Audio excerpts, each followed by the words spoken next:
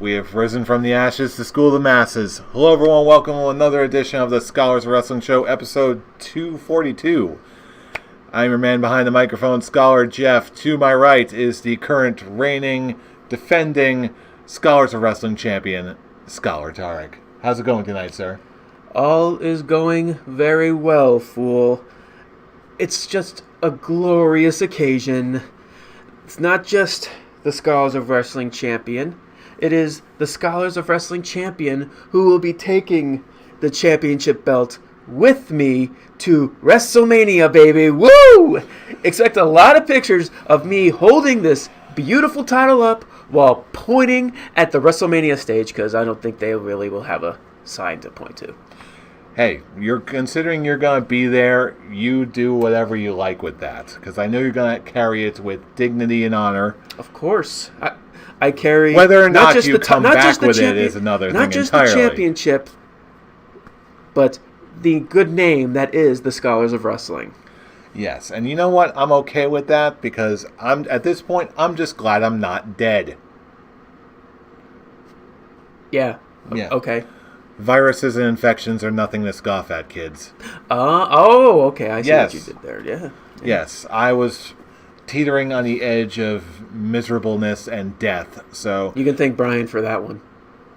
Hey, if that's... Because apparently he, from last week, he was kind of hinting at the fact that he may have poisoned you. He has he? I'll just say... Go back and watch last week's episodes, because you were basically lying in bed dying. So it's just something he hinted at the end of the episode that...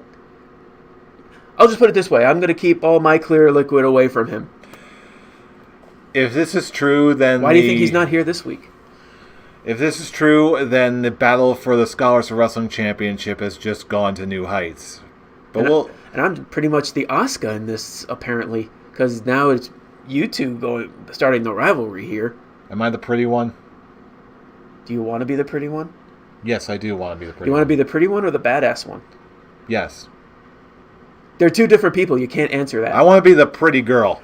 You're the one that Corey Graves goes after all the time? Sure. Okay. I'm the pretty one. But anyway, we're still coming off of the heels of WWE Fastlane, and we've got a lot to talk about this week. So let's dive right in, starting with... the pre-show. We've got the New Day defeating Shinsuke Nakamura and Rusev, which I think we all saw coming. We did. It's actually kind of funny when you look at this particular kickoff show. I don't know about you, but for me, it kind of felt more like a Sunday Night Heat, which they're actually building storylines to the show. It's not just a recap, like video packaging of the matches that are on the card. This one actually had storylines in the program that actually continued on to the show itself, particularly that with Kofi Kingston going to see Vince McMahon. You know what? I can see that. If they keep doing kickoff shows more like this, kind of give us that old Sunday Night Heat feel to it. Hopefully it'll bring most of the people who've criticized the kickoff show in the past back. Be like, you know what? WWE in the past kind of blew off the kickoff show, mainly at Survivor Series for them apparently miscommunications-wise, which is the only reason why they did that. But if they keep doing stuff like this, that's actually more than just video packaging, building up for the show, and just an appetizer match. Let us actually have story that goes on into this, even to the fact that, well, I missed this when it was live, but when I rewatched it, you had R-Truth trying to get a U.S. title match, or Carmella trying to get R-Truth a U.S. title match, and who comes in and signs the sheet is Samoa Joe, and he changes the Andrade Rey Mysterio match that was supposed to be on the kickoff to now a fatal four-way that actually ends up on the show itself. Why can't we get more stuff like that? There's only really one thing that I can think of off the top of my head, is that for some other shows, particularly the bigger ones like your Royal Rumbles, like your WrestleManias, so much of those matches and events already have all of their storylines and all of that already built up as pretty much as far as they can go. With a show like Fastlane, sometimes, generally speaking, but with a show like Fastlane, with given its position and build or lack thereof, there's a lot more room to throw some surprises their way. Plus, if you think about it, with a lot of the bigger shows, there's a lot of fan anticipation. Like, I want to see this match. This is the match I am being advertised to see. This is what I want. Card subject to change. Yes, but that's definitely a lot more recent. It is, but that doesn't mean it's necessarily all good things. With Fastlane, this show it worked. That, actually, with Fastlane, it worked. At one point, it worked, and at another point, it didn't. The whole card subject to change. Yes. But even so, this is if nothing else, this show definitely showed the possibilities of that. As far as some of the other matches on the card going into the main card. We didn't really talk about the New Day versus Nakamura and Rusev. This is pretty much what I expected. It'll actually build up. This is definitely a more storyline. This is more a storytelling match, which continues on for Kofi Kingston's storyline that goes into this event, and it was a very straightforward match. The match itself, it was basically a typical SmackDown tag team title match, or tag titles, a tag team match. New Day won because they got to be looking strong. Because it's not even just Kofi; it's the New Day that are now this big storyline that's now in quote quote rivalry with Vince McMahon, and that's wow. With how this story's been building. I really am looking forward to seeing Kofi Kingston at WrestleMania. Yeah, given how quickly this came up, I am legitimately looking forward to this as much as any other match on the WrestleMania card. There's gonna be something really fun to look forward to, especially. Well, we'll get to that in a minute. Mm-hmm. Anyway, moving on to the main card, we've got the Usos defeating The Miz and Shane McMahon. And looky there, we got our big turn. It's actually funny. The best thing to really describe this show, for me at least, and for lots of people, is extremely predictable. Because I didn't get, other than the two matches, like the Fatal 4-Way match was. If I watched the kickoff match live, I would have gone after changing the predictions for instead of the Andrade Rey Mysterio. Like, what would be the Fatal 4-Way? And other than that, and the Bar versus Kofi, I got Brian and I got every match correct. Like, this event was very predictable. It just basically came down to putting on a good show, which is something that we talked about last week. Mm-hmm. When it came to this particular match, it was a good match. Mm-hmm. Was it great? No, not at all. It was actually a pretty sloppy match, but it definitely told a good story. Like, you look at The Miz, and you look at his first babyface turn, and it was very, very lackluster. Mm-hmm. People even say it's a failed project, which I actually agree with that. But this one, he was definitely a hardcore babyface, hometown hero, because it was in Cleveland. And when he took the jersey off, he had the Cleveland is awesome. Yeah, okay, that's laying on a little thick, man. Oh, that's when you know Shane is going to turn. At least, I don't know, during the match or after the match. But when it came to the match itself, Miz did some good spots. He was the one getting the beat, or Shane was the one getting the beat down most of the match. So Miz can get the hot tag. And of course, this match in particular was more storytelling than anything, where Miz's dad is trying to tell him, do a frog splash off the top rope, do a frog splash off the top rope. Okay, Daddy, frog splash. Missed. Roll up 1, 2, 3. And I think the big highlight of this match was that stare down between Shane McMahon and what was it, Jimmy Uso? When they were both on the sitting on the turnbuckles, Shane was going to do a coast to coast to other Uso. It was a gut check. And Uso number 2 was going to do his I don't know, money shot. Because what is it? What else does he call it? What does he call his jump off the turnbuckle? I just call it the money shot because I love Val Venus. Let's go with that. Okay, the money shot, and then Shane just comes in. It's like, nope, drop kick. That was actually a pretty scary spot. Yeah, I'm like, wait. It took me a second. Like, what? Wait, whoa! What just happened now? And like I said, this was a storytelling match. Miz got rolled up. It's like, I'm sorry, Shane. Celebrate with Miz Daddy. And heel turn for Shane McMahon. Which I'm just glad they got it out of the way at this point. Because I think we all knew that a heel turn was coming. I will say, I liked Shane's promo on SmackDown. Basically telling, what's his name? The announcer.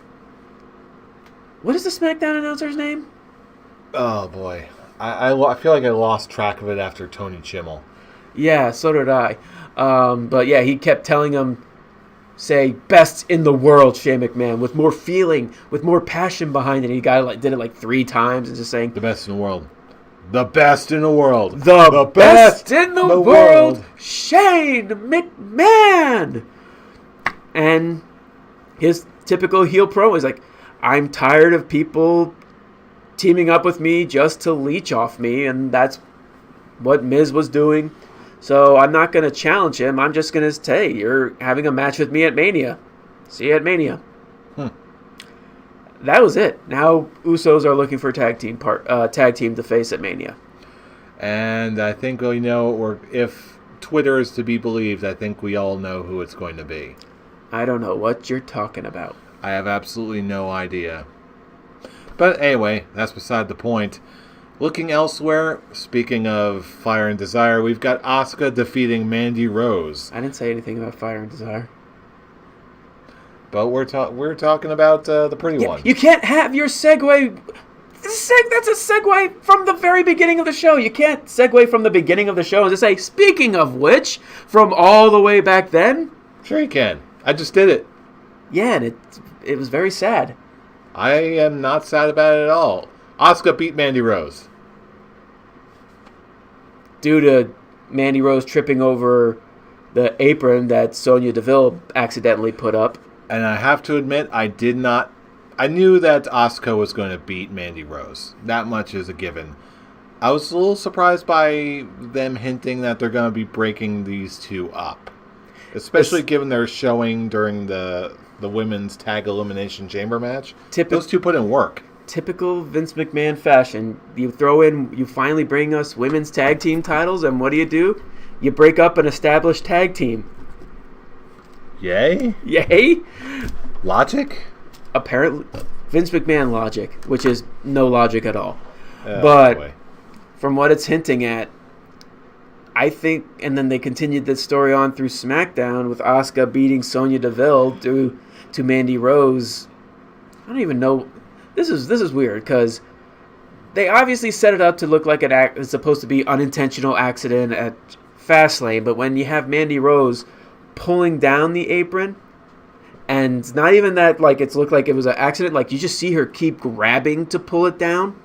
It's like it looks like they're trying to make it obvious that Mandy Rose sabotaged Sonya Deville to lose, but they're not talking about it as if from that way.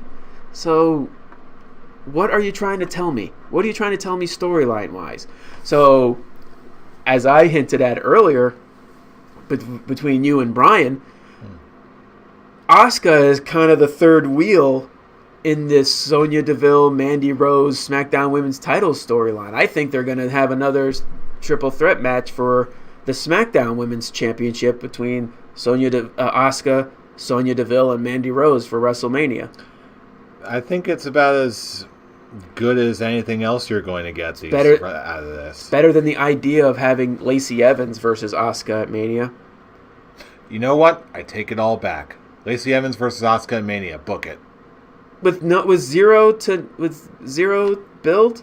just a random throw together match. She looks like she's having more situations out on the Raw show than SmackDown. She just shows up on SmackDown. She interacted with Natalya. She's interacted with Nia Jax. She's interacted with the Raw commentary team.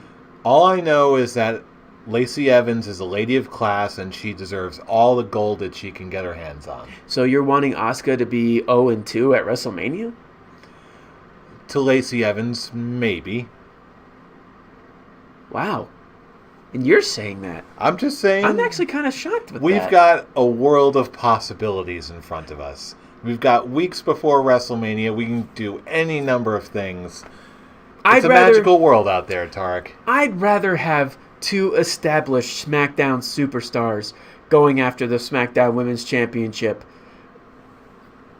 which is something they're not doing for the Raw Women's Championship. You have 2 SmackDown women going after the Raw Women's Championship. There's very little logic in that, but let's try and get some form of logic. Is it a good logic? No, because Mandy Rose and Asuka didn't have such a great match at Fastlane, and they didn't really do anything with Sonya Deville to really make an opinion whether or not her and Asuka would have a great match, which I'm gonna be honest, I think they actually would, because Sonya Deville's gotten a lot better in the ring.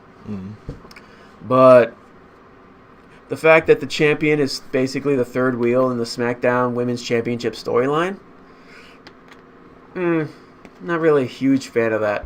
I get that, I do. But then again, they can, if done right, they can also switch that up and give her character the proper motivation with one show. We've got 3 weeks until WrestleMania? Mm-hmm. There's a number of ways that this can be rectified and clarified, and so that can have the proper perspective and build that it deserves. I just want to see Sonya Deville snap and its first attack Asuka, and then Mandy Rose is trying to take all the glory hog that she kind of has been hinting at through this whole time. When you look at their entrances, it's Mandy Rose all shiny and clear, and you look at Sonya Deville in the blur. So have Sonya Deville's like, I'm tired of basically being in your shadow. I am better than you. Put your hair up and square up. Bleach blonde hair. Put your bleach blonde hair up and take me on, bitch. Oh, and Asuka, you can come too, because I want your belt. Yeah, you're in this too. I actually almost forgot. It's okay. Apparently WWE writers did too. Womp womp. Womp womp. Da-da-da-da-da-da. Womp. But anyway, speaking of triple threats and handicaps and all those good things, as you were alluding to earlier in the show, we had a Kofi Kingston storyline expansion happening, which led Kofi Kingston to believe that he was in the triple threat for the WWE Championship. Sad storyline booking, because we all know that wasn't the case. Nope, just a handicap match and the Bar, of all people, beat down Kofi Kingston. Sad face for Kofi. Happy faces for you? Unfortunately not, because I'm gonna side with the crowd. This segment took on too long. It was too long, and it was actually it was very boring. And I know I thought that, but if you're feeling that over a Bar segment, that's not a good look. They'll probably make this up with the Gauntlet match next week, which, imagine if the entire SmackDown show was the Gauntlet match. Oh, I would love that. That would actually be awesome. Didn't they do that with Triple H one time? I don't know if it was a Gauntlet match, but I do know that they had one of the first SmackDowns I ever saw was a. Was it a SmackDown? It was a SmackDown, I know and Triple H had a Gauntlet match with all these different people, and they were all specialty matches. Like he had a boiler room match with Mankind. You saw Mankind get hit with something and then fall off, and he crawled out. He was facing Kane, and then Undertaker took out a beat up X-Pac. I remember that. Yeah, that aspect. Was it a SmackDown? It was a SmackDown. It was I remember it very clearly. All right. But yeah, I love gauntlet matches. I think the Kane one was a Inferno match. Inferno match, yeah, because his glove got caught on fire, yeah. And that's how he lost, yeah. And Undertaker having X-Pac on the ramp, all beat up, Kane looking concerned, and then Taker was like, "All right, I'm done. Kane screwed up. Let's go venture out into the night." And then that's when he left. And that's when he left, and Vince was like, "Yeah, that's you're not gonna have a spot for Sunday. I don't give a shit. I'm the Undertaker, bitch. I can do what I want, except go to Starcast apparently." Oh yeah, we're talking about the Bar defeating Kofi Kingston. Wow, funny how we got sidetracked by that. But either way, well, it was honestly a very boring segment. It was, and it wasn't that far off. I mean, we connected. It did connect. Kofi gauntlet match, Triple H gauntlet match. True. On SmackDown, both. Either way, same brand. Kofi and the gauntlet matches. It's a great way to do it. I love gauntlet matches, and Kofi. This is going to be the perfect avenue to show off what he can do. It was a gauntlet match that got him into this spot. Very true. Or at least solidified it even further. Mm-hmm. Really showed off what he can do and what just made people remember how good he really is. And I think this is just going to serve the same purpose. But until then, we got this, and yeah. Again, not a good look. 3 great wrestlers. Just a terrible segment. Yeah. Like, I don't even remember. Did they even have a moment where Kofi looked like he could have won? Not much. I think that's the reason why the match was really boring. It wasn't really... It was kind of just a one-sided match. And it was a one-sided match that took a long time. That's why the people turned on it. Because one thing, it didn't hurt Kofi's momentum because... Later in the show, you can see why and how things went on SmackDown. But in this, it hurt the segment. This wasn't even a match. It was a segment. Rusev and Nakamura stopping Woods and Big E from helping him at all. It felt like a SmackDown segment. Yeah. And it was a bad SmackDown segment, too. And that's saying a lot because SmackDown normally has good stuff. Yeah, it's a real damn shame. But elsewhere, talking about more tag teams, we've got the Revival defeating Aleister Black and Ricochet and Rude and Gable. This was a good match. Yes, this was better. This was a very good match. These teams showed that there actually can be some hope in the Raw tag team division. Oh, absolutely. More than just the Ascension, the B team, and what was the other? Zack Ryder and Kurt Hawkins. Remember they were trying to redeem themselves? What happened to that? I got so excited when that first started happening, but it just fizzled out so damn fast. Like, not again, boys, not again. What happened to Mojo Rawley and his look in the mirror? He ran out of mirrors. Apparently. Which is interesting because that was actually intriguing. Hey, I wonder where they're going to go with this. 2 weeks of it. And then nothing. Oh, boy. But at least we got to see the Revival shine. Exactly. We got to see all 3 of these teams shine. Mm-hmm. These are actually 3 of the best of the Raw tag team division. But I'm like, at least 2 of them, Black and Ricochet, show up on both shows. So, well, you knew they weren't going to win, but you knew they weren't going to take the pin. That was Rude and Gable's job. And yeah, great Shattered Dreams and 1, 2, 3 on, what was it, Gable? Yeah, it worked. It was the fans weren't into it at first, and there were sloppy moments in it, but nothing like that took away from the match. It was very good. The crowd, it actually got the crowd invested. The crowd started actually really liking this, which, yay, there's hope for the Raw Tag Team division again. Absolutely. Now, again, I think we all saw that one coming. What I did not see coming was Samoa Joe defeating Rey Mysterio, Andrade, and R-Truth to become the new U.S. champion. I'm glad to see it. But he was already U.S. champion. This was the defense? Oh, yeah. This was the defense. Oh, yeah, I'm getting that backwards. But even so... It was still this was match of the night. For me, it just beat what you could possibly be your match of the night. It just beat. All right. It was just It took me a minute, but I think I can see what you're getting at. Yeah. There was just these guys know how to work with each other. R-Truth kind of like took a step back. He did what he needed to do, which was basically try and beat John Cena. But yeah, Andrade, Rey Mysterio, and Samoa Joe, these guys can just have match after match after match, and I'll just never get tired of it. I wouldn't go quite that far, but I will say that if anyone could come close to having that repeat string of matches be interesting, it's got to be these guys. And then what they just did on SmackDown with the tag team match of Joe and Andrade versus Truth and Rey Mysterio, and looks like they're hinting at a Mysterio-Joe match at Mania, with Joe getting the roll-up on, with Rey getting the roll-up on Joe, and then Joe just fully snapped, took down R-Truth, and then took down Andrade. And that's how you keep the heat. Beautifully done. I'm very happy that Samoa Joe is United States champion.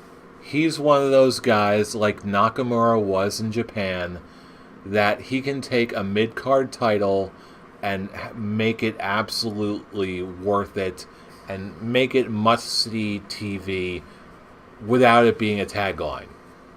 He can do that, and he can capture your interest no matter what he's doing, no matter where he is on the card. This, as much as I didn't want to see him being relegated to the mid-card, it is good to see him get some belt recognition and to see him in something that's just plain interesting. So, agreed. I dig it. Well done, Joe.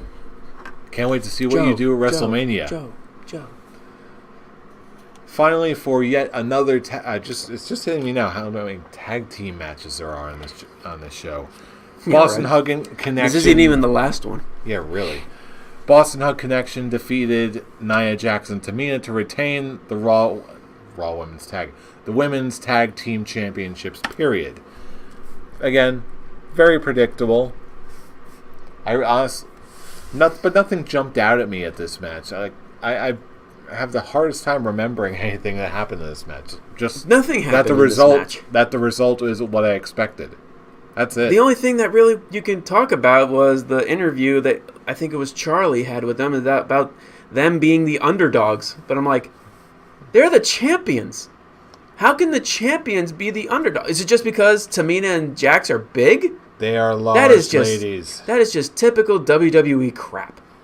It's like, oh, just because they're big, the champions who may be smaller are the underdogs. They're the biggest. That means they're the best.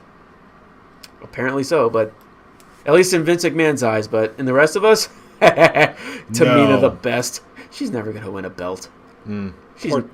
Part of me just feels really bad for Tamina, just being... Sure, she's been employed by WWE for a long time now, but she is barely given the microphone. She's always thought of as a also-ran. It's kind of sad. It's because she doesn't have any real skills. All she has is just a money shot that her daddy made famous. Okay, in that case, it's at least there's a good name for it. It's a Superfly. You know it is. The Superfly Splash? Yeah. Shame on us for not knowing this. Well... But brain farts, man. Yeah. It happens. Yes. Eventually we need to clear out some information in the scholars' mental data banks. Every once in a while. This match sucked. It was forgettable.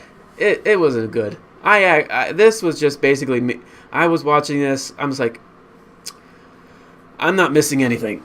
Get up, get myself something to drink. Came back down. What'd I miss? Nothing.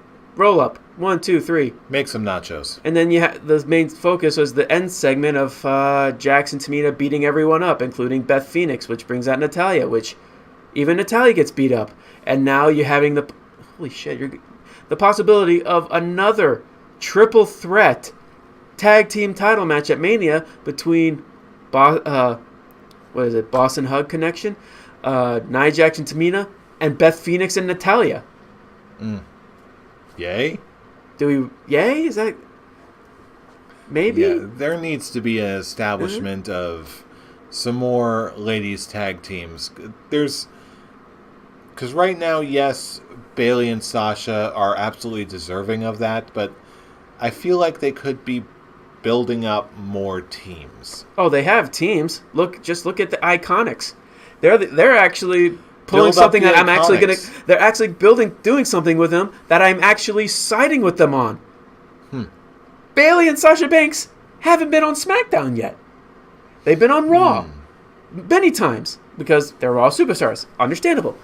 They showed up on NXT once or twice. Why haven't they shown up on the Blue brand?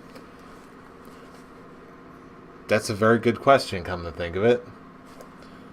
I'm so used to having the belts be just individualized to just one show.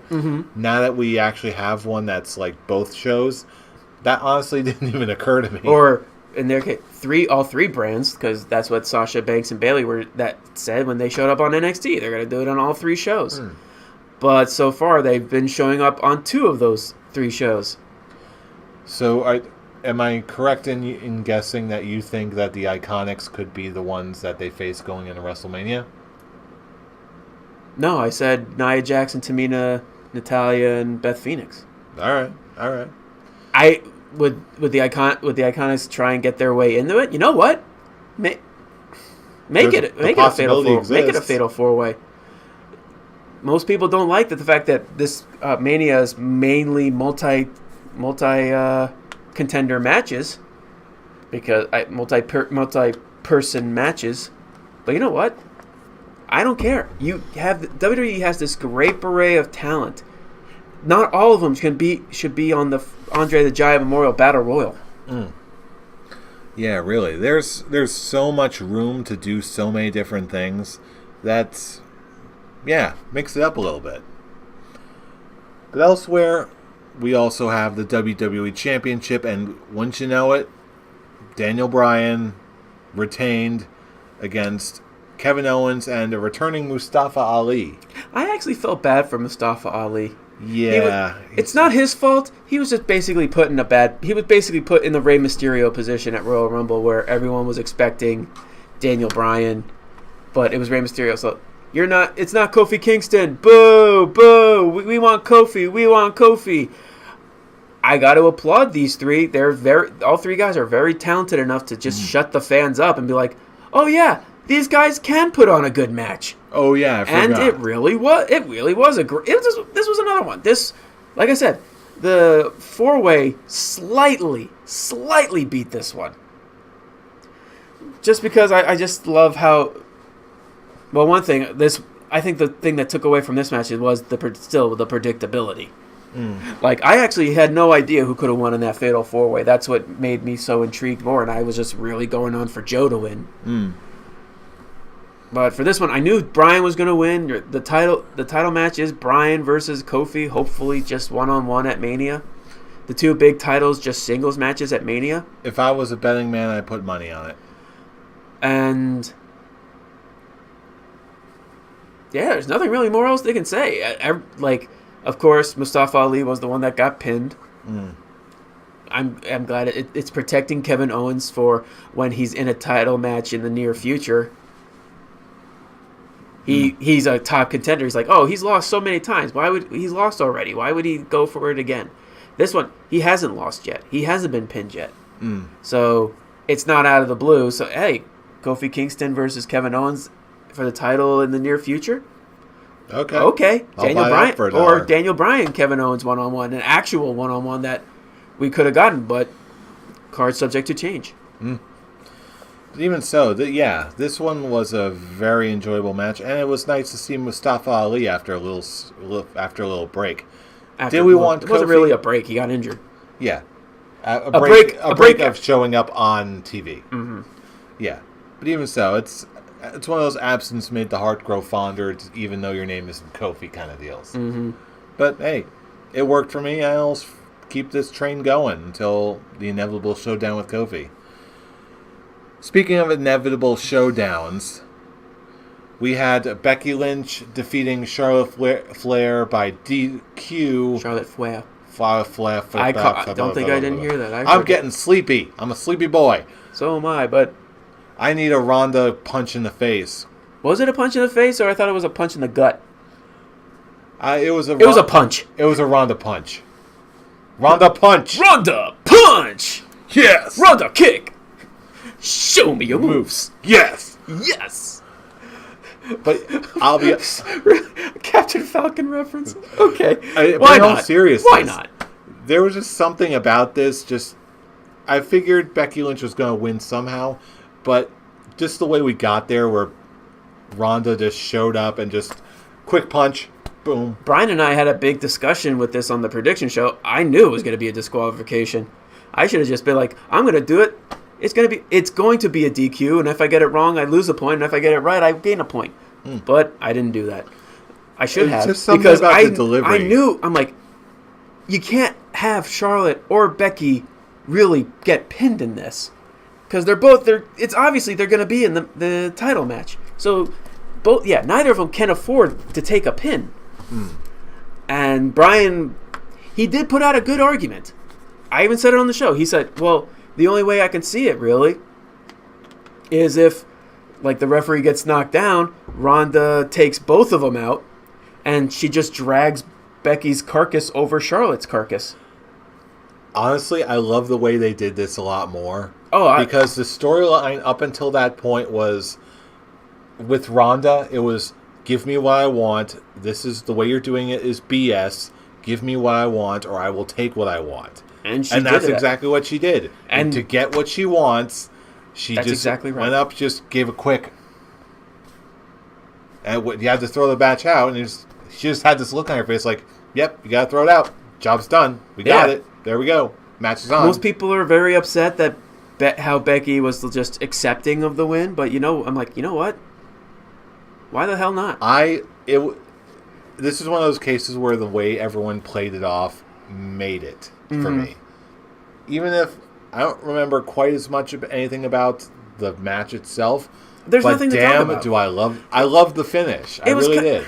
You can, for the match itself, you can kind of throw it similar to the Bar versus Kofi, because it was a full 100% Charlotte storyline wise, 100% Charlotte versus I don't know, 80%. Not even.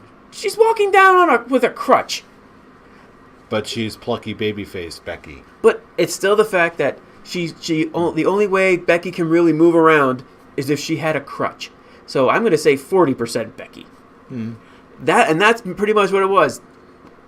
Charlotte taking most of the match, Becky getting some kind of build up, unlike what happened with Kofi, but the fans still weren't into it.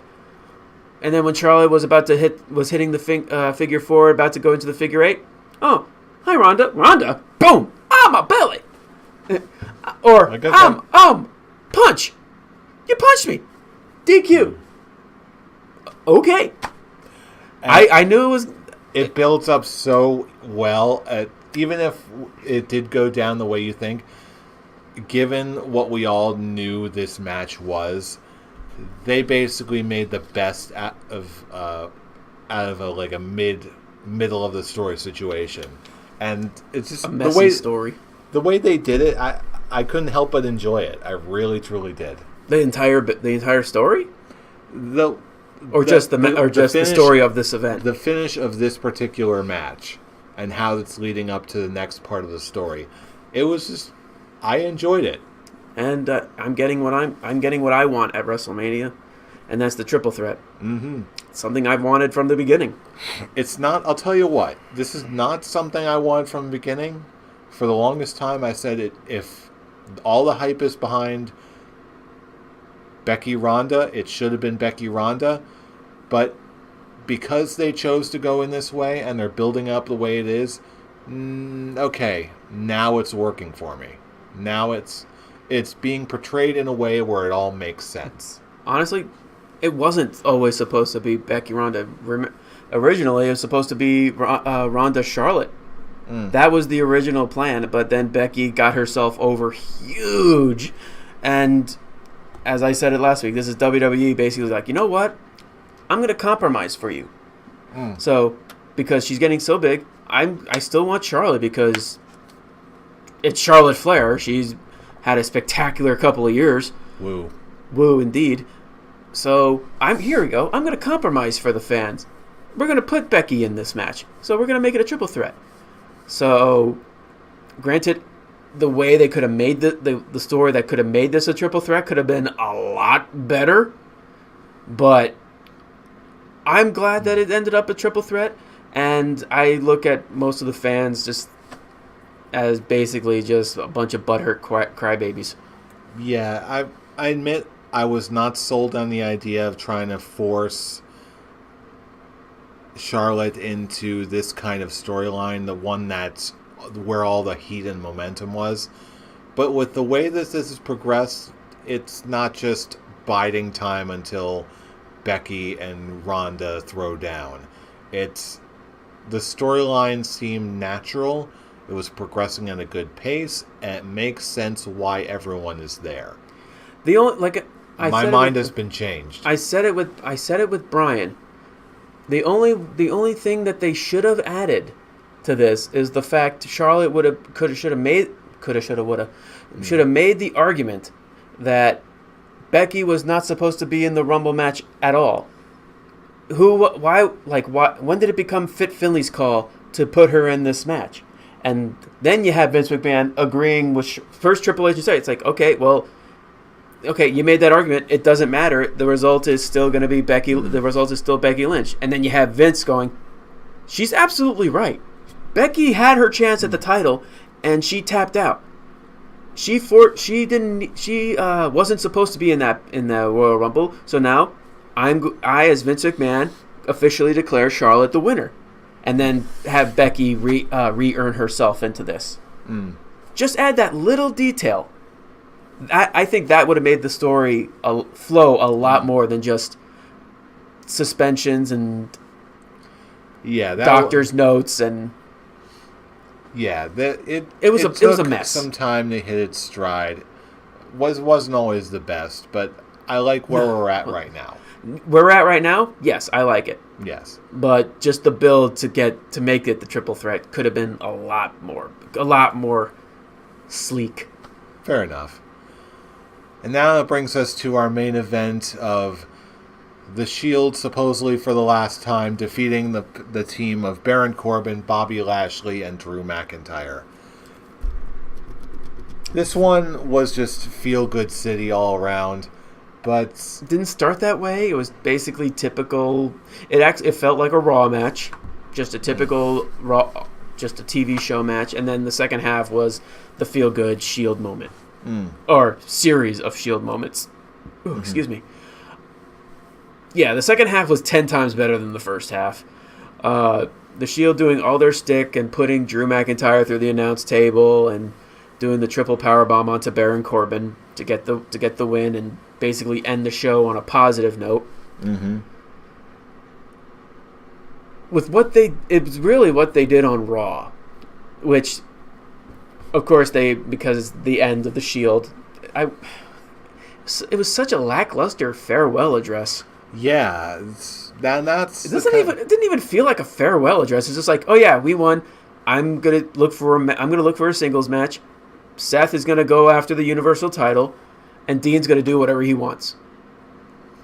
It seemed very sloppy, and something about it just. This is the kind of thing where if Dean Ambrose really is leaving after WrestleMania, this really would have made me think otherwise, just because of how lackluster it was. But the farewell address was lackluster. Their quote, their potential final match was actually a great way to end. Oh yeah, I'm talking about that. What you're talking about, the promo. The match was great.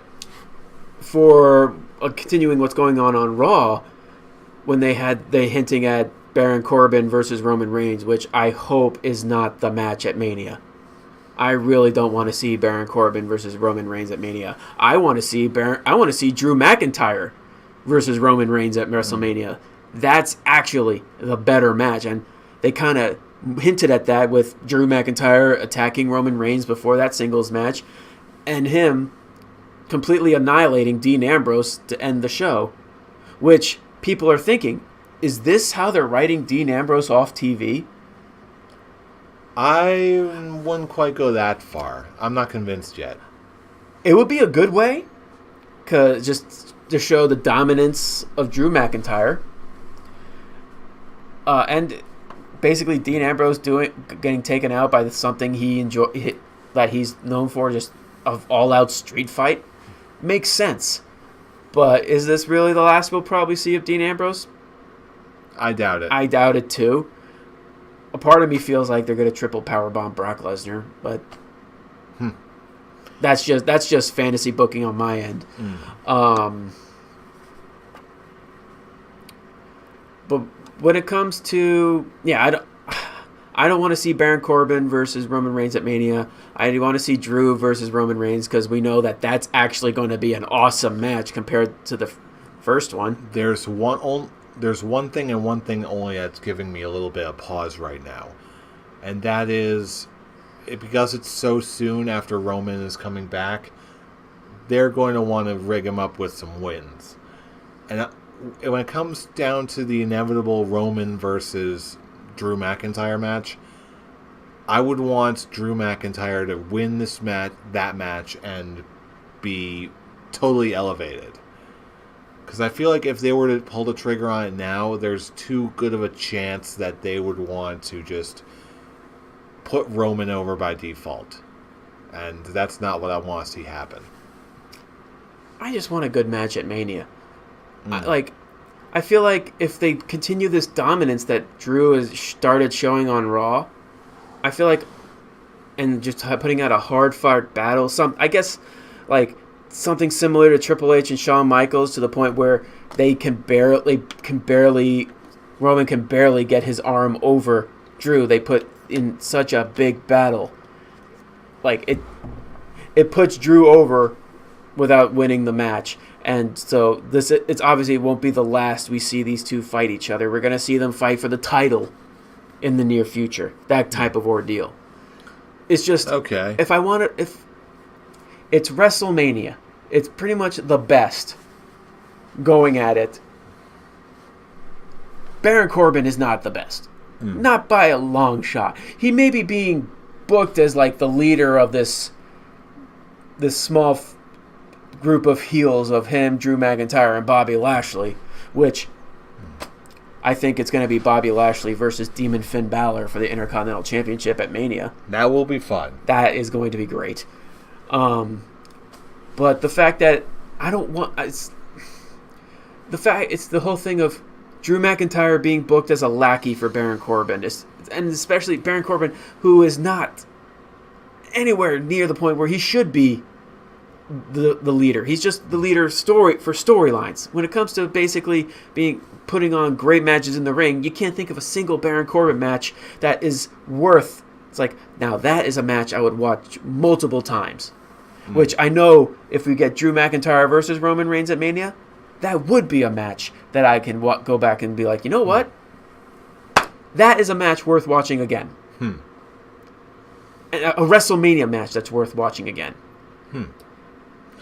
Well, we'll see where we go from here. But we're getting AJ Styles and Randy Orton. Yes, and that was a fantastic promo. I dig it. That was a fantastic promo. Good way to actually set up their feud at Fastlane, which continuing more to make Elias even more worthless. Poor Elias. I apologize to Season last week, but I am not an Elias fan. He's in the Baron Corbin category. He can't put on a good match either. He's a good character. He's just not a good wrestler. Yeah. But again, I apologize to Season last week for those comments because I know how much of an Elias fan she is. But what are you gonna do? To each his own. Indeed. Now, speaking of to each his own, bringing down the beer ratings, what would you give WWE Fastlane 2019? It was a generally good show. It was it's finally settled these storylines that actually now you have the WrestleMania matches set in motion. This event really didn't need to exist, but the whole point was, yes, it was very predictable, but it was just the question on could it be a good show. The first half was not really a great show. It was an okay show. The second half, however, from, let's see, what was it, 10 matches on the card? Including the kickoff. Yeah, it looks like it. Including the kickoff, the first 4 or 5 matches. Revival was the 5th match. Okay, the first 4 matches were very weak. Revival, the Raw Tag Team, the United States, the WWE, and the Shield match were all great. And the rest of it was just meh. So I'm gonna just, it was just a straightforward pay-per-view. I'm gonna give it a classic goatee, a 3 out of 5. The more we were talking about this, at first it would have hit me as a 3 out of 5 classic goatee, but then the more we're talking about it, then the more, and just either it was predictable or it was just disappointing, or I'm going to have to go give this a 2 out of 5. I'm going to give it a peach fuzz. That I'm just sure there were some good spots that were absolutely enjoyable, but there would seem like there was too much that just either just fell below expectations or simply just didn't satisfy. So, yeah, I'm going to go with a 2 out of 5 peach fuzz. That's fair. Yeah. That's very fair. But then again, we also have WrestleMania coming up, which is virtually guaranteed to be a far, far better show. Let me ask you this. If you actually would have added Raw and SmackDown to this, like just the storylines that continued on to Fastlane, if you think Fastlane, Raw, and SmackDown was just one big show, what would you give it? I'm curious. If it was all one big show, given that this is all meant to be one build towards WrestleMania, I would have been much kinder to it. I think I probably would have given that a 3 out of 5 classic goatee. I'm going to agree the fact that I would give it 1 grade higher, because I love that AJ Styles Randy Orton build. That was It was typical WWE versus indie guy booking, but it felt fresh. And it felt like everyone could hang. Exactly. Both promos from both guys was just, no pun intended, phenomenal. The possible setups would have, with hopefully Drew McIntyre and Roman Reigns, but that's it. The promo between Seth Rollins and Paul Heyman on Raw, with him calling out the fact that Brock almost lost to Daniel Bryan, to AJ Styles, and to Finn Balor, and then Paul Heyman actually giving good arguments that no, it's because these matches were changed such shorthand, he didn't have time to prepare, but he's fully prepared for you, Seth.